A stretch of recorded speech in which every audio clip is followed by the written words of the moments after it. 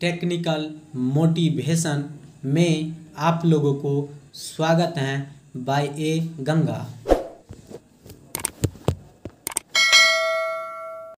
किसी ने बड़े कमाल की बात कही है कि हार कर बाजी पिता हमेशा ही मुस्कुराया, शतरंज की उस जीत को मैं अब समझ पाया।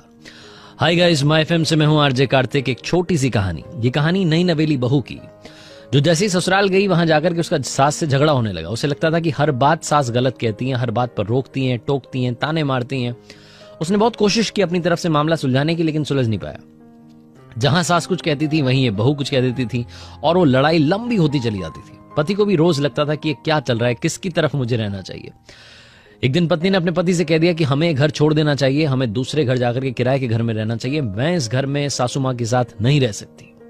पति ने उस दिन खुल करके अपनी माँ का पक्ष लिया और कहा कि माँ हमेशा सही कहती है, माँ की हर बात सही होती है, हमारे फायदे के लिए होती है, तुम फालतू में उस बात को गलत ले जाती हो। पत्नी रूठ गई, उसको और गुस्सा लगा कि ये क्या चल रहा है, पति भी माँ का पक्ष ले रहा है। वो नाराज होकर के अगले दिन अपने मायके चली गई। उसके पिताजी वैद्य थे, आयुर्वेद का उन्हें बड़ा ज्ञान था, दवाइयों का बड़ा ज्ञान था। जाकर के बोली कि पिताजी मुझे कोई ऐसी जहरीली दवा दीजिए, ऐसी जहर की पुड़िया दीजिए कि मेरी सासू माँ हमेशा हमेशा के लिए इस दुनिया से चली जाए। तो पापा बड़े नाराज हुए, बोले कि ये क्या बात कर रही हो, मैं तुम्हें जहर की पुड़िया दूंगा, तुम जाकर के वो जहर अपनी सासू माँ को दोगी, उनकी डेथ हो जाएगी, पुलिस आएगी, तुम्हें जेल ले जाएगी, फिर पता चलेगा कि मैंने तुम्हें जहर दिया था, मुझे भी जेल ले जाएगी। तुम दो परिवारों को तबाह करना चाह रही हो, ये गलत कदम है। तो उसने कहा कि मुझे कुछ ना कुछ आप रास्ता बताइए, कुछ ना कुछ ऐसी दवाई दीजिए कि मेरी सासू माँ इस दुनिया से चली जाए, मुझे बस अब उनकी शक्ल नहीं देखनी। तो पिताजी ने कहा कि एक पुड़िया तुम्हें देता हूं, इसमें पाउडर है, इस पाउडर को थोड़ा थोड़ा रोजाना सासू माँ के खाने में मिलाना, 6 महीने तक ये करना। 6 महीने के बाद वो खुद ही अंदर से कमजोर हो जाएंगी और उनकी मौत हो जाएगी। डॉक्टर्स भी मालूम नहीं कर पाएंगे कि किस वजह से उनकी मौत हुई है और तुम्हारी तरफ कोई भी शक की सुई नहीं आएगी, हम सब भी बच जाएंगे। बस एक काम करना, इन 6 महीनों में अपना बात करने का तरीका थोड़ा सा बदल लेना, थोड़ी सी उनकी सेवा कर देना, ताकि तुम पर शक की सुई ना आए, लोगों को ये ना लगे कि बहू ने अपनी सास को मार दिया।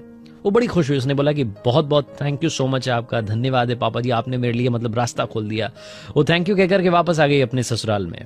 और उस दिन के बाद से रोजाना जब भी खाना परोसती थी तो सासू माँ के खाने में वो थोड़ा सा जो पाउडर था वो मिला देती थी।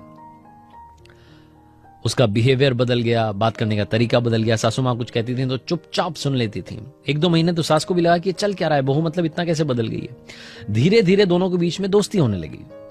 5-6 महीने जब पूरे होने वाले थे तो ऐसा रिश्ता बन गया था कि माँ बेटी का रिश्ता था। बहू को लगता था कि ये तो मेरी माँ है, मैं कहां फालतू में इनको गलत समझती थी। 6ठा महीना आने वाला था, पिताजी ने कहा था कि 6 महीने के बाद में मौत हो जाएगी, दवाई अपना काम कर देगी, असर दिखा देगी।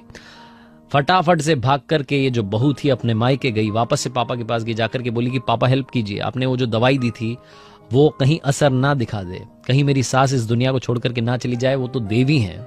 उनकी सेवा करने के बाद, उनसे बात करने के बाद समझ में आया कि वो तो बिल्कुल मेरी माँ की तरह है, माँ की तरह मुझे समझाती है, मैं फालतू में परेशान हो रही थी। तो पिताजी ने कहा कि तुम परेशान मत रहो, अब मैं तुम्हें कोई और दवाई नहीं दूंगा, उसका असर कम करने की कोई जरूरत नहीं है, क्योंकि वो कोई दवाई थी ही नहीं, वो तो हाजमे का चूर्ण था, वो पाउडर था जो तुम थोड़ा थोड़ा मिला करके खिला रही थी, कोई घबराने वाली बात नहीं है। पिताजी बोल करके हंसने लगे। उस लड़की को भी हंसी आ गई, उस बहू को भी हंसी आ गई। उसको समझ में आ गया कि उसके पिताजी ने उसे इस मुश्किल वक्त में भी रास्ता दिखा दिया था। पेरेंटिंग बहुत बड़ी बात है, बहुत इंपॉर्टेंट बात है। आप अपने बच्चों को क्या सिखाते हैं बहुत जरूरी है।